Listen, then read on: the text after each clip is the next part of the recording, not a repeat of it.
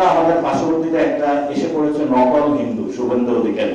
ভারতের সামনে হল বিড়ালের মতন ম্যাও ম্যাও তারা করে। এখন তো আমাদের পার্শ্ববর্তীতে একটা এসে পড়েছে নকল হিন্দু শুভেন্দু অধিকারী। এই নকল হিন্দু এবং এই নকল বাঙালি এবং ভারত উপমহাদেশের যে রাজনীতি রয়েছে, দীর্ঘদিন সম্প্রীতির রাজনীতি, এটার জন্য হুমকি। এই নকল হিন্দু তার শুধু ব্যবসা বুঝে কখনো মমতার দলে যায়, কখনো বিজেপির ছাতা করে। একটা সময় মোদী বিখ্যাত বক্তব্য দিয়েছিলেন যে শুভেন্দু অধিকারী হলো একটা ঘুষখোর, চোর, বাটপার, চিটার। উনি হলো তার দেখিয়েছিলেন, সে ঘুষ নিয়ে সরাসরি ধরা খেয়েছিল। আসামের যে মুখ্যমন্ত্রী হচ্ছে সেটাও একটা বাটপার টাইপের লোক, ঘুষ নিয়ে জনগণের সম্মুখে সরাসরি ধরা খেয়েছিল। তো এইসব নকল হিন্দু, নকল বাঙালি দক্ষিণ এশিয়াতে বাংলাদেশের বর্ডারে নতুন করে একটা দাঙ্গা লাগাতে চাই। আমাদের থেকে স্পষ্ট কথা, এনসিপি থেকে এবং বাংলাদেশের জনগণের পক্ষ থেকে, আমরা দক্ষিণ এশিয়াতে আর কোনো দাঙ্গা লাগতে দেব না। এবং তারা যদি উস্কানিমূলক কোনো কিছু বার্তা দেয়, সরকারের কাছে আমাদের আবেদন থাকবে সরকার যাতে তার সেই অতীত রাজনীতি চিন্তা করে। যেই কারণে লং মার্চ দিয়েছিলেন, সেই আমাদের ইলিয়াস আলীকে গুম করে দেওয়া হয়েছিল।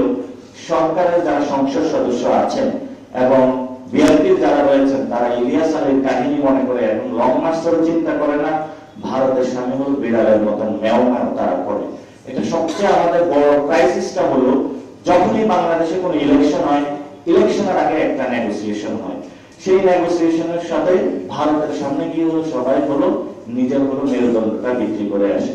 এই বিএনপি সরকার হলো ইলেকশনের আগে ভারতের কাছে মেরুদণ্ড বিক্রি করে দিয়েছিল। ফলে তো যখন আমাদের এই দক্ষিণ এশিয়াতে এত এত বড়গুলো ঘটনা ঘটছে, তারা ভারতের সামনে এবং দিল্লির সামনে কোনো কড়া বার্তা দিতে অক্ষম হচ্ছে। এই অক্ষমতার জায়গা যদি তারা দেয়, তাহলে আমরা তাদেরকে বলবো তারা আসলে জাতীয়তাবাদী পলিটিক্সের আড়ালে ভুয়া জাতীয়তাবাদী। তারা কোন জাতীয়তাবাদী ব্যক্তি এই ধরনের রাজনীতি কখনো মেনে নিতে পারে না। আর কৃষি ব্যবস্থায় নতুন একটা জায়গা তো আপনারা দেখেন, যে হলো আমাদের গরুর উৎপাদন। সীমান্তে গতকালকে আমি গিয়েছিলাম, সেখানে হলো যাওয়ার পথে হলো পুলিশ আমাকে ঢুকতে দিবে না।